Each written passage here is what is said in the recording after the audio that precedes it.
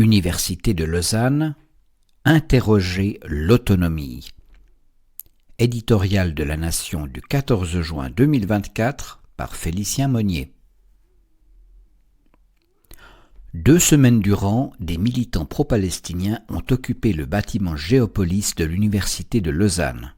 Ils ont évacué les lieux après la conclusion d'un accord avec la direction. Julia Steinberger, climatologue engagée, s'était jointe aux militants. Elle a déclaré au Blick : « En négociant, nous sommes arrivés à une conclusion favorable. On ne peut plus clairement exprimer que la direction a capitulé. »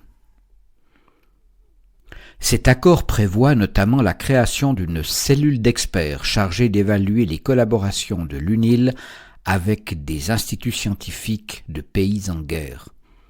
Si c'est une réponse très vaudoise que de créer une commission pour régler un prétendu problème, c'est surtout oublier que l'UNIL compte déjà de nombreuses instances à la légitimité douteuse, entre son assemblée de la transition tirée au sort et l'Advisory Board chargé de conseiller la direction et composé de personnalités inspirantes. Après la fin de l'occupation, 24 heures a demandé au recteur Frédéric Herrmann s'il avait subi des pressions directes du politique. M. Herrmann a répondu par la négative et a déclaré sa satisfaction que l'autonomie de l'université ait été respectée. La négociation avec les occupants de Géopolis, dont beaucoup venaient d'ailleurs, reposait donc sur l'autonomie légale de l'université. L'autonomie de l'université, avec la liberté académique des enseignants, est souvent servie comme réponse aux critiques que d'aucuns, journalistes ou politiques, peuvent émettre sur ce qui se passe à Dorigny.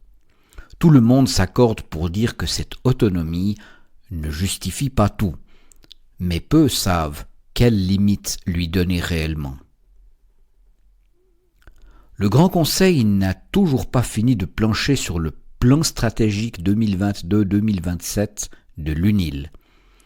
S'il devrait encore susciter quelques interventions, les députés ne semblent pas partis pour y apporter de substantielles modifications.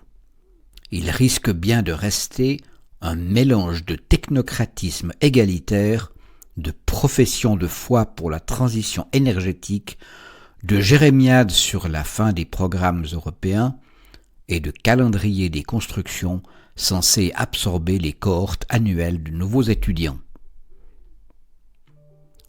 La direction y affiche toutefois une tendance à vouloir changer la nature même de l'institution. Or, on ne peut pas distinguer la nature d'une institution, voire d'une communauté, comme l'UNIL, des missions qu'elle poursuit, des objectifs qu'elle atteindra, et donc des effets qu'elle produira dans le canton. Si je suis différent, j'agirai différemment.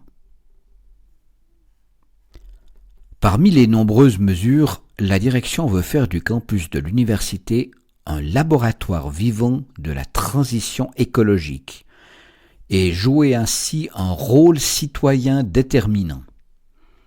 Mais cet activisme officiel va encore plus loin et revendique de s'étendre au sociétal.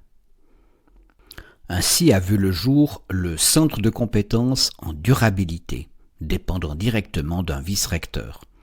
Il axe son engagement autour de la théorie dite du donut, conçue comme un outil pour une transition écologique et sociale, englobant tous les domaines de la vie quotidienne, du logement à la santé, en passant par l'égalité des genres, la participation politique et la qualité des sols.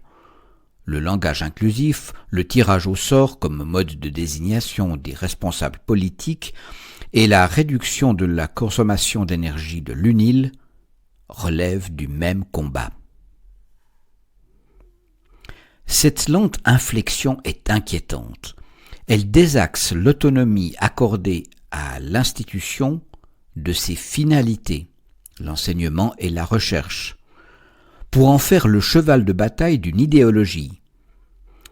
Du même coup, Forte de son territoire qu'est le campus, de sa population qu'est la communauté universitaire et des institutions qui l'encadrent, l'UNIL, en se dotant d'une manière de doctrine politique, acquiert une autonomie unique dans le canton et peut-être même en Suisse. On peut longtemps ergoter sur l'orientation politique supposée du corps professoral. Une récente enquête du Temps a révélé l'emprise et l'intimidation que des enseignants engagés pouvaient exercer sur leurs collègues.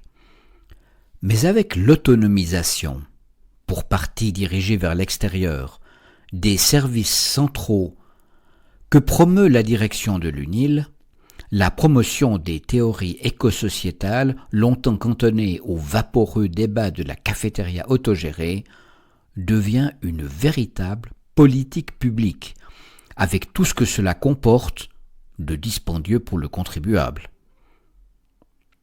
Ces dérives sont-elles seulement illégales ? On se réjouirait de clamer que la direction viole la loi sur l'université, LUL.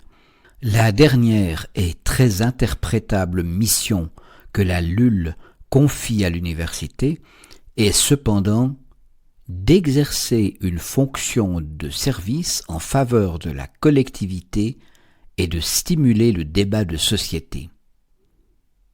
20 ans après son adoption, admettons que cet objectif a tenu du vœu pieux libéral. Le service à la collectivité a pris le visage arrogant du militant chercheur omniscient, et le débat n'est stimulé que dans ce sens.